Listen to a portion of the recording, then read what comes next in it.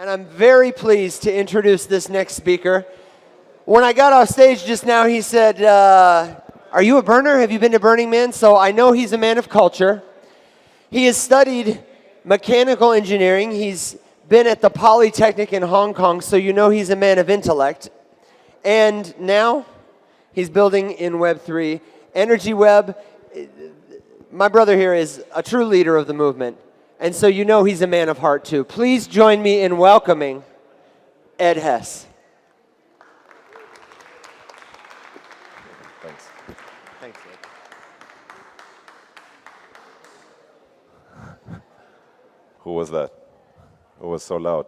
Yeah, thanks for having me. I'm really excited to be here today because it's since many years that I'm again on a public stage, and I specifically would like to address the EnergyWed community which is watching live, because we have something really truly new unveiling today. And my name is Ed. I'm the co-founder and CEO of EnergyWed, and we are actually quite an old project. It's very unusual, but I must honestly say a lot of the things that we did are unusual in crypto. We're actually not fairly famous in crypto either, because it was not our focus field. What we focus in, what I would call our demand side, is the energy market.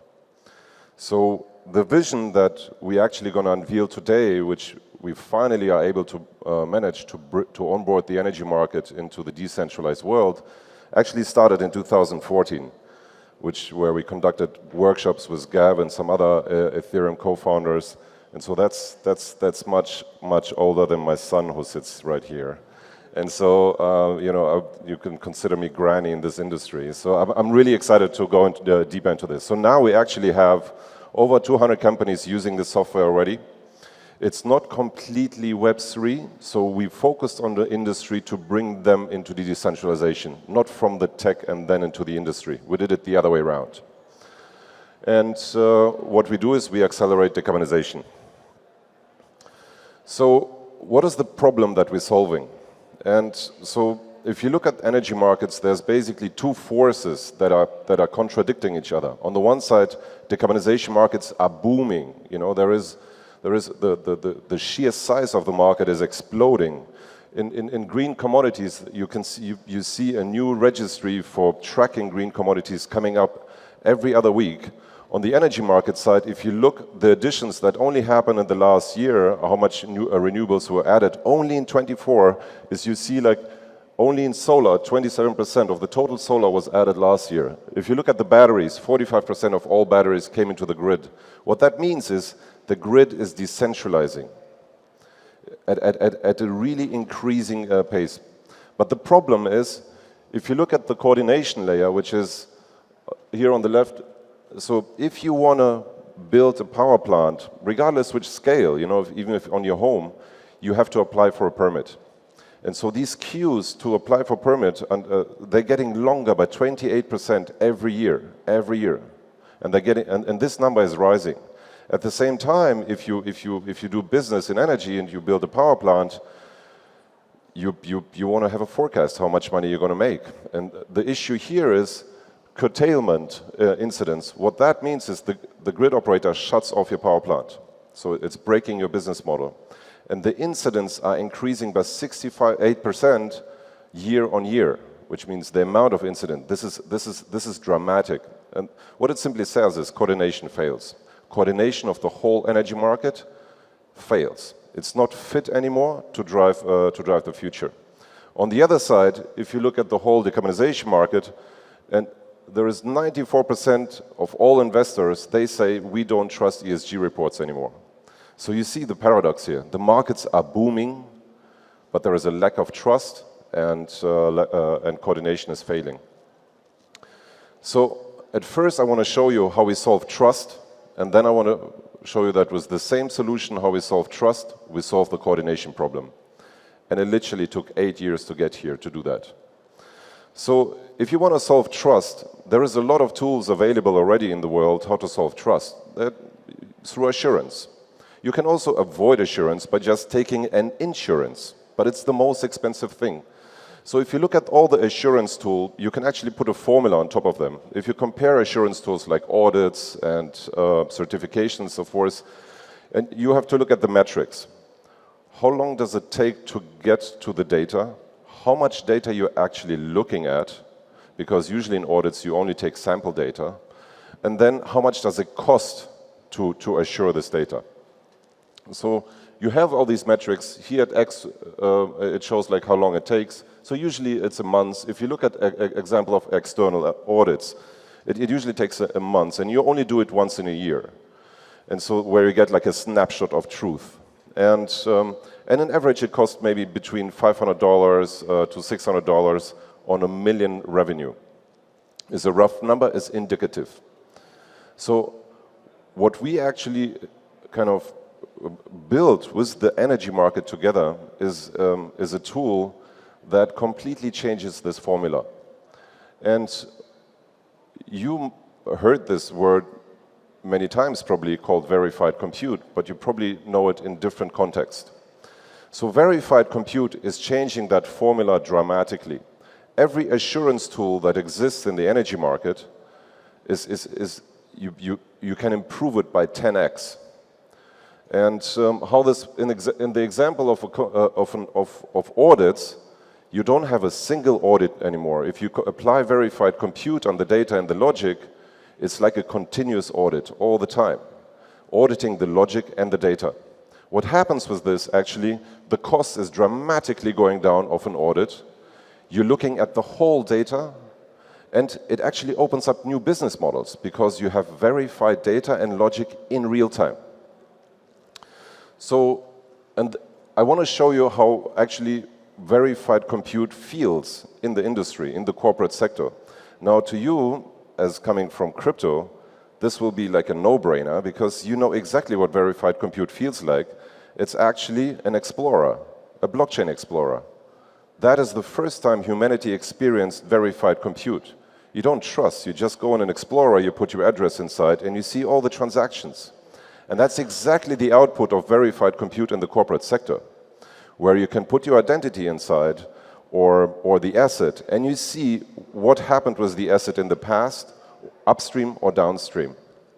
And so, but there is one little difference in the corporate sector with the Explorer is we use verifiable credentials that you can actually open your data to a specific identity, public, or keep it private.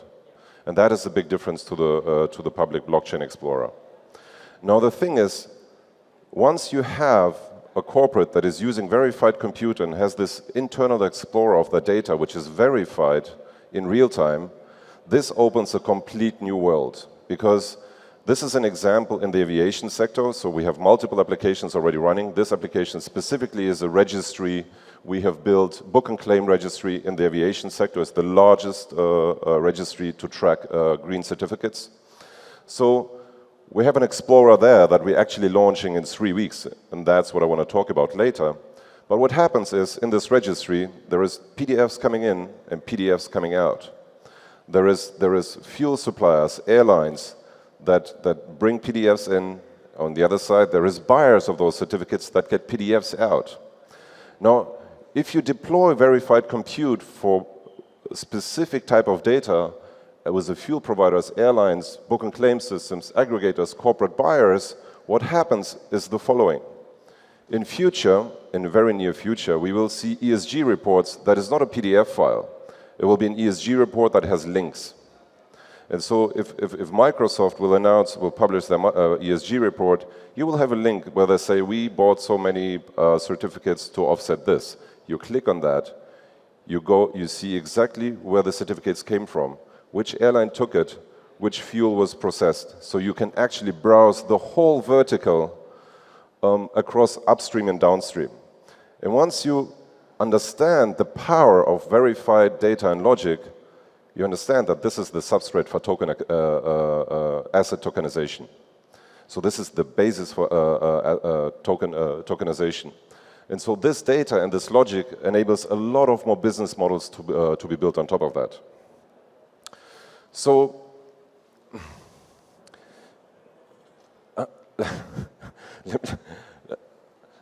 I know in the crypto community this sounds all very profane, it's like very simple, it's like, but in the corporate world, it's a hell of a task. So I can tell you, the first 4 years of our existence, of our 8 years existence, we founded in 2017, we brought a lot of corporates together, and we had task forces, and the first product that we actually built was a proof of authority chain. It was the first existing proof of authority chain out there. And after that, actually, a lot of exchanges copied that model from us.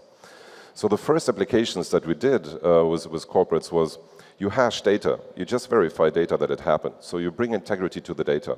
And logic was done by building smart contracts. But it was very rigid. It's very, very rigid to build smart contracts. And so the solution we actually came up with, and it was tested quite intensively in the last 2 years, that is what I would say verified compute. And here I would like to draw attention how it exactly works. It's actually a layer 2 solution. So on the left side, we have a verified application. It can be any corporate. And so what happens, they either deploy an AI agent, or they already run AI agents in the company, or they just deploy a plugin from us, which is connects to their backend. They define the data and the logic they want to have verified. That data goes into decentralized verification cloud, and they actually have their own custom setup, a verification group. So what happens there is very important. It actually works very similar to a blockchain. There is computers which do the validation, do the compute in parallel of the same data, and they find consensus on the blockchain. And they need to have skin in the game. If they wouldn't have skin in the game, it wouldn't be secure. And if they don't agree, the minority is being slashed. And the minority, the slash, is actually the performance guarantee for the corporate that their data will be verified. So now the corporates can actually deploy verified compute groups as they deploy Amazon Web Services.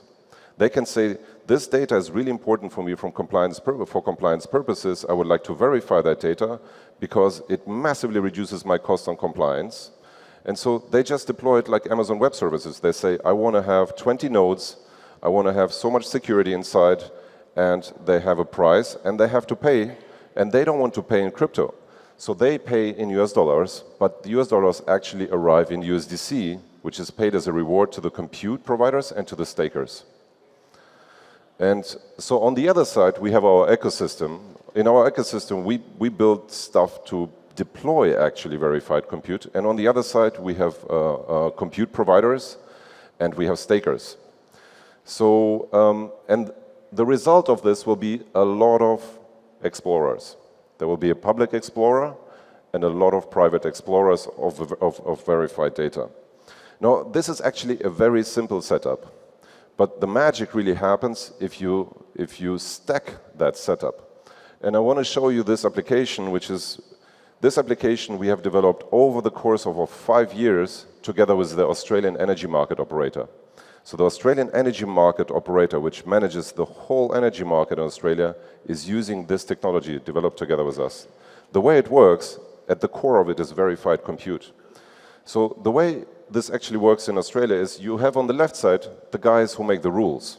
You have the regulator, you have the market operator, you have the independent system producer or transmission system operator, long distance grid, and then DSO, short distance grid. They make the rules, and they do 2 types of rules. The first rule they do is they define who can participate. And then the second rule is they also manage who can send data where, once you're eligible to participate. Then the second set of rules down here, market rules, is if you want to participate in the market, what are the rules to participate in different markets? So every energy market has actually between 5 to 7 different types of markets. Forward markets, spot markets, balancing market, flexibility market. It's fairly complex. And that's why, grid actually is failing, because usually in all the other countries, those markets, they separated. Every rule maker has their own separated markets. For example, in Germany, if you want to participate in energy market, you have to abide by 7 different regulations from 7 different market operators.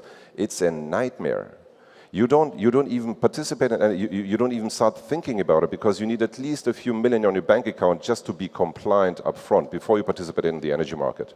With this system, you become compliant by just installing the gateway. Your access to the market becomes an API, and that changes everything. Because now what that enables is every house can become a utility. All you do is you install the gateway, and there it's a digital access to the whole energy markets. So if you want to participate, you register your identity. The identity data access management verified compute gives you a green light to participate, and then you can start participating in the energy market.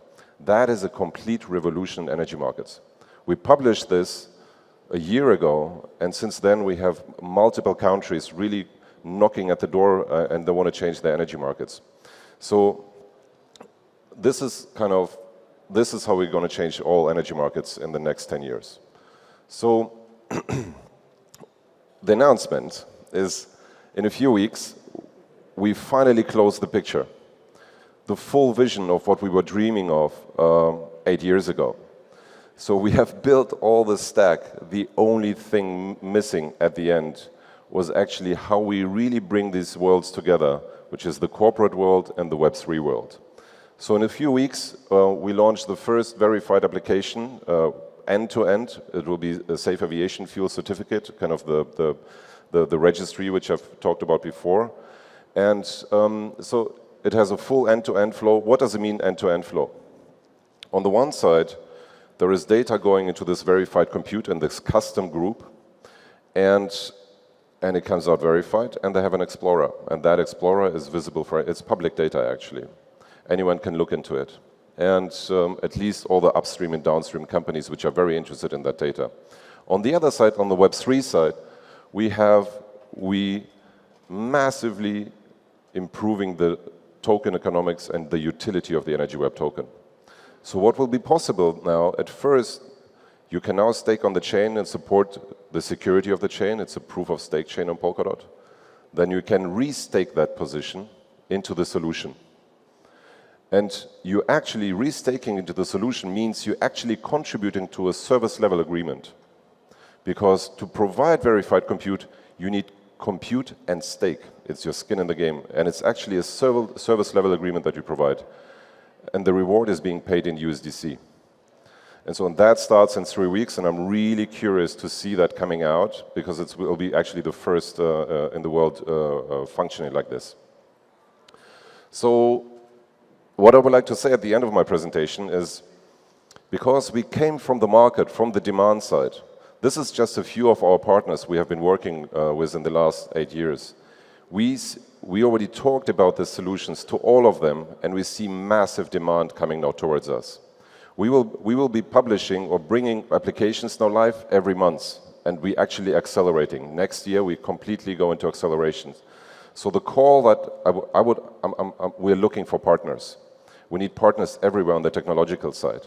We're looking for partners on the assurance side, because they instead of having a one-time cost, they can now do kind of continuous subscription costs, auditors and so forth. On the other side, we're looking for builders and innovators, because with this verified compute setup, there is so many more interesting models how we can now really tap into the corporate world and bring trust and new solutions in there. So we're also specifically looking for agentic AI implementers. And then data integration partners. And on the last partners we're looking for is specifically staking companies, because there is a complete new business opened up through this model in staking, where staking providers, they can be the contractual partners to the companies to provide the SLA on the other side, which is compute and staking. So having said that, thank you very much for your attention. Thank you, Ed. And congratulations. That's a lot of work, and I hope it pays off big. We really appreciate it. Thank you.